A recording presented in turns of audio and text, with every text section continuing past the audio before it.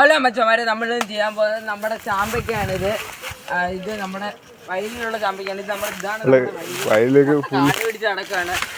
കാടൊക്കെ ചെത്തിക്കളയണം. ഇവിടെ കയറുന്നില്ലായിരുന്നു. പിന്നെ ഇപ്പൊ നമ്മള് വന്നപ്പോ ഇവിടെ കുറെ ചാമ്പയ്ക്കൊക്കെ പിടിച്ച് ഇപ്പോണ്ട്. ഇതാണ് നമ്മുടെ ചാമ്പയ്ക്ക.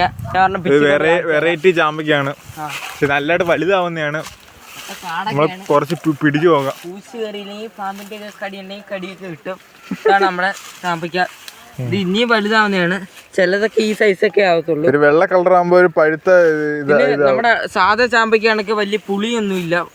മറ്റേതിനൊരു പുളിയും മധുരവും ഒക്കെ ഇല്ല. അതിന് ഇത് അങ്ങനെയുള്ള മധുരവും പുളിയൊന്നും ഇല്ല. ഇതിനും മൊത്തം മധുരമാണ്. നമുക്ക് പൊളിച്ച് കാണിക്കാം. എത്ര ശതമാനം മധുരമുണ്ട്?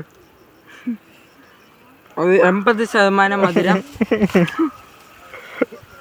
അവിടെ കുറെ ഉറുമ്പൊക്കെ കാണും. നമ്മൾ ചിലപ്പോഴേ ഇതിനകത്ത് അരി കാണത്തുള്ളൂ. ഇതിനകത്ത് 1-2 അരിയൊക്കെ ഉണ്ട്. നമ്മളൊരു ഫാമിൽ നിന്ന് മേടിച്ചാണ്. ഇത് വഡായിട്ട് മേടിച്ചാണ്. അപ്പോൾ ഈ അരിയിട്ട് ചിലപ്പോഴേ കിളിക്കത്തുള്ളൂ. തിന്നു നോക്കാം. നല്ല ടേസ്റ്റ് ഉണ്ട്.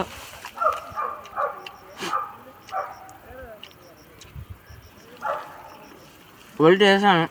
നമുക്ക് 5-6 കൊറേ പിച്ചി നമുക്ക് കൊറേ വിളഞ്ഞ് ഇപ്പോൾ അതൊക്കെ പിച്ചി എടുക്കാം. ഇത് വെച്ചിട്ട് ജ്യൂസ് അടിക്കുന്ന വീഡിയോ നമ്മൾ പുറകെ വരുന്നതായിരിക്കും.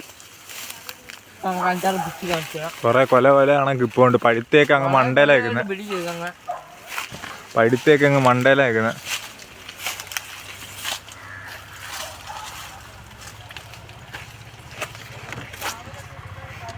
ഇതിന്റെ ഇടയ്ക്കൊന്നും അവനെ കാണാനും പോലും ഇല്ല തലേന്ന്. ഇനി നമ്മളെ വഴി കുറെ ഫ്രൂട്ട്സ് ഉണ്ട്. കാടിന്റെ ഇടയ്ക്കൊക്കെയാണ് നിൽക്കുന്നത്. കുറച്ച് തന്നിട്ടുണ്ട്. കുറച്ച് വിളഞ്ഞത് നോക്കി നമ്മൾ കുറച്ച് വിച്ചു വേണം. വിളഞ്ഞൊക്കെ അതിനകത്ത് കുറേ ഇപ്പോൾ ഉണ്ട്.